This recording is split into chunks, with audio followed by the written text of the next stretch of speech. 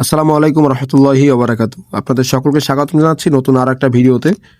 আপনারা সকলেই জানেন যে ওসমান হাদির অবস্থা কিন্তু খুবই আশঙ্কাজনক। ঠিক আছে, এই নিয়ে একটি ফেসবুক পোস্ট আর কি আমাদের সামনে আসছে যে তার কি পরিমাণে ক্ষতি হতে পারে বা কি হবে কি, এই নিয়ে আর কি আজকের ভিডিও। যাই হোক, আপনারা সকলেই জানেন যে গত বছর যে 5ই আগস্ট বাংলাদেশের সাবেক প্রধানমন্ত্রী শেখ হাসিনা তিনি কিন্তু বাংলাদেশ ত্যাগ করে এবং ভারতে অবস্থান করেন। এর যে প্রথম সারির যে তাকে যে মানে বাংলাদেশ ত্যাগ করতে বাধ্য করা হয়, এর মূল কারণ হচ্ছে বৈষম্য বিরোধী ছাত্র আন্দোলন। এর কিন্তু প্রথম সারিতেই ছিল কিন্তু ওসমান হাদির মতো আরো অনেকে। ঠিক আছে, তাই কিন্তু আজকে কিন্তু গুলি করা হয় জুমা নামাজের পরে। যাই হোক, সেই পোস্টটি আর কি পড়া যাক আর কি। সম্ভবত টার্গেট ছিল হাদি ভাইয়ের মাথা, কিন্তু দুর্ভাগ্যজনকভাবে সেই টার্গেটটি সামান্য সরে গিয়ে গুলিটি তার বাম চোয়ালের ঠিক নিচে আঘাত করেছে। এই ধরনের উচ্চগতির প্রজেক্টাইল আঘাতের পরিক্রমা এবং ভয়াবহতা চরম হতে পারে। ঘটনার পরে প্রথম এবং সবচেয়ে ভয়াবহ প্রতিক্রিয়া হলো ব্যাপক রক্তক্ষরণ। ঠিক আছে, মানে তার যে চোয়ালে লাগছে এক্ষেত্রে কিন্তু মানে সব থেকে বড় যে ভয়াবহতা সেটা কিন্তু রক্তক্ষরণ। মানে ওই সব জায়গায় লাগলে কিন্তু রক্তক্ষরণ হবে খুব, এটা কি বোঝাতে চাইছে। ঠিক আছে, এরপরে পড়া যাক।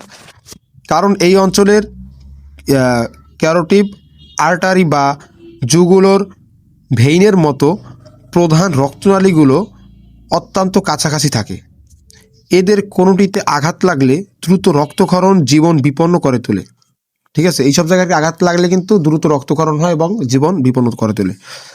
যদিও মস্তিষ্ক সরাসরি আঘাত থেকে রক্ষা পেয়েছে, কিন্তু চোয়ালের নিচের এই গুরুত্বপূর্ণ স্থানে আঘাত লাগার ফলে আমাদের পূর্বের বৈজ্ঞানিক বিশ্লেষণ অনুযায়ী স্নায়ুতন্ত্রে সুনির্দিষ্ট এবং দীর্ঘস্থায়ী ক্ষতি হওয়ার তীব্র আশঙ্কা রয়েছে। গুলিটি স্থানীয়ভাবে টিস্যুকে ছিন্নভিন্ন করার পাশাপাশি সৃষ্ট শক ওয়েভের মাধ্যমে মারাত্মক ক্ষতি করে। এর ফলে ফেসিয়াল নার্ভের শাখাগুলি বিচ্ছিন্ন হয়ে গিয়ে স্থায়ীভাবে মুখমণ্ডলের পেশি দুর্বল হয়ে যাওয়া বা প্যারালাইসিস হতে পারে, যার ফলস্বরূপ হাদি ভাইয়ের বাম দিকের ঠোঁট ঝুলে যেতে পারে এবং তিনি কথা বলা বা হাসার ক্ষেত্রে জটিলতার সম্মুখীন হতে পারে।